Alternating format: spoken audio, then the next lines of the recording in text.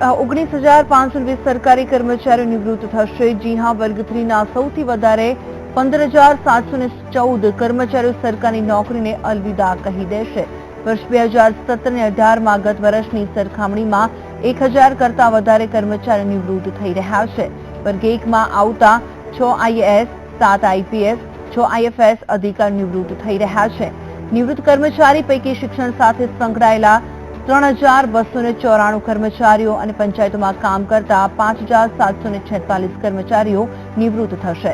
મહત્વપૂર્ણ છે કે આટલા મોટા પ્રમાણમાં સરકારી કર્મચારી નિવૃત્ત થતા હોવાની તેની સીધી અસર વહીવટી કામોની સાથે તમામ ક્ષેત્ર પર જોવા મળી શકે છે।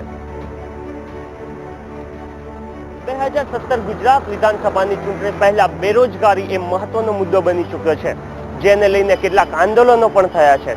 સામે છેડે રાજ્ય સરકારના ખૂબ મોટા પ્રમાણમાં કર્મચારીઓ નિવૃત્ત થઈ રહ્યા છે, ત્યારે 64,000 જેટલા કર્મચારીઓની ભરતી કરવાનું વચન આપી ચૂકેલ સરકાર એ વચન પૂર્ણ કરીને યુવાનોને શાંત કરવાનો પ્રયાસ કરશે।